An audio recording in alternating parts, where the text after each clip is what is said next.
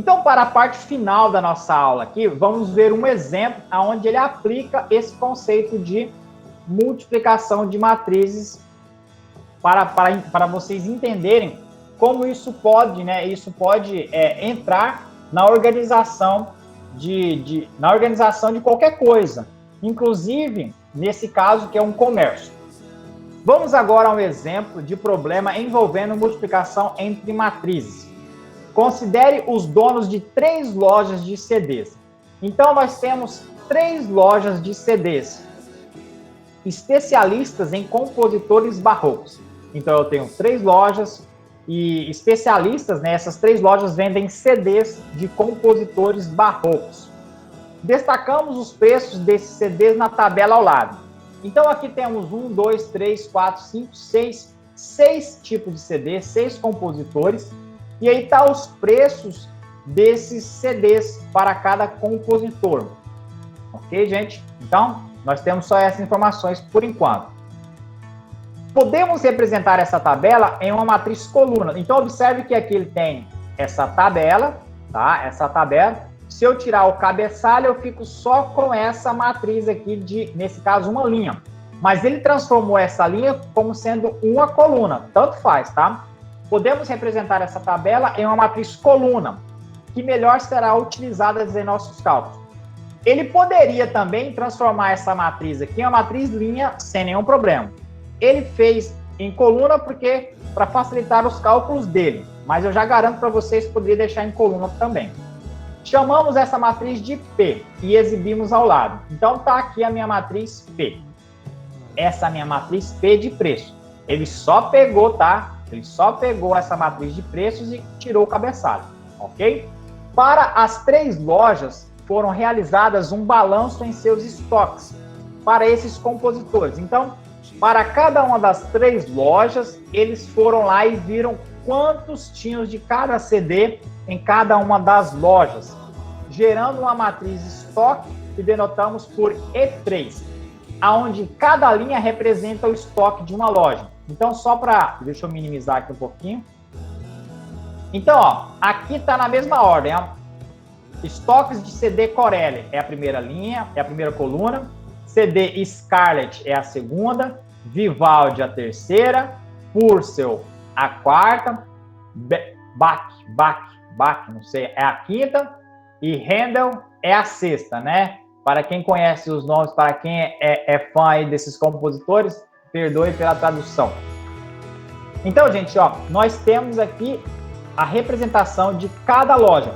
Essa aqui, por exemplo, é a loja 1, essa aqui é a loja 2, essa aqui é a loja 3, em quantidades de CDs de cada compositor. Então, eles fizeram exatamente isso e chamou essa matriz de E3, estoque 3, porque pegou as 3 lojas.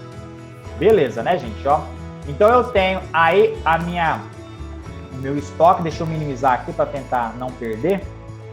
Com essas informações sobre o preço de cada CD, que é essa informação aqui, e suas quantidades nos estoques das 3 lojas, que dá essa matriz aqui, a matriz de estoque, podemos calcular o valor total de estoque de compositores barrocos em cada loja. Então, gente, ó, sabendo quantos CDs eu tenho e sabendo quantos custa cada CD, eu consigo calcular o valor de estoque, que é uma operação tranquila aí, de cada uma das lojas. E nós fazemos isso no Excel, tá, gente? No Excel que se faz esses balanços, hein?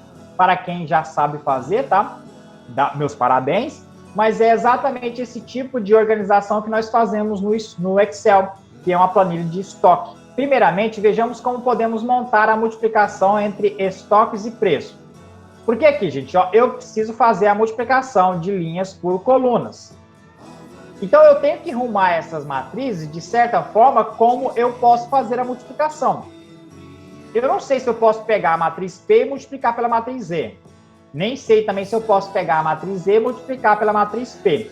Mas tem que bater exatamente, ó, essa primeira coluna aqui é o CD da Corelli.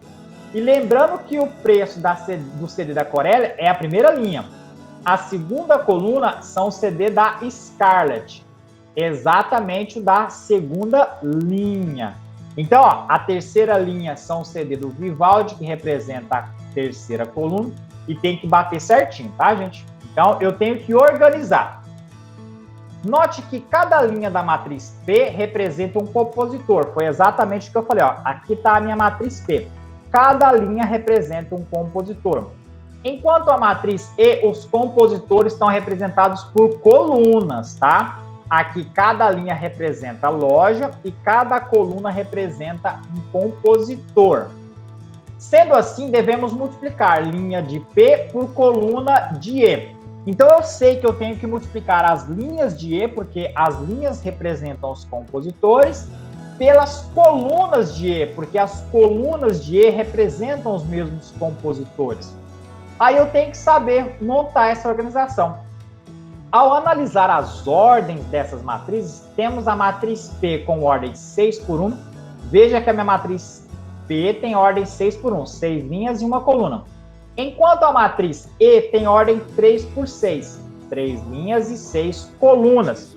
Colocando aqui, tá, gente, eu verifiquei que eu posso fazer isso, ó. Porque para mim fazer a multiplicação de linhas por colunas, essas entradas aqui de dentro têm que ser iguais, ó. O número de colunas tem que ser igual ao certo número de linhas. E eu percebi que eu posso deixar dessa forma aqui, ó. Ou seja, colocar primeiro a minha matriz estoque e em segundo colocar a minha matriz coluna. E a minha matriz preço. E o resultado vai ser exatamente uma matriz de ordem 3 por 1. Porque eu quero exatamente saber o valor de estoque em cada uma das lojas. E cada linha representa esse valor de estoque. Portanto, esse valor que eu tenho em cada linha aqui é o valor que eu tenho de estoque em cada uma das lojas. Então, fazendo essa multiplicação, tá? Eu não vou fazer.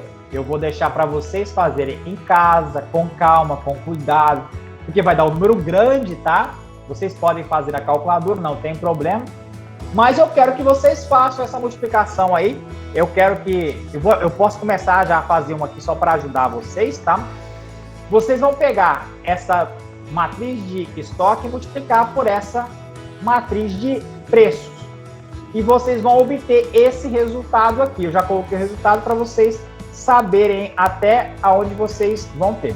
Então vamos aqui. Eu vou fazer primeiro...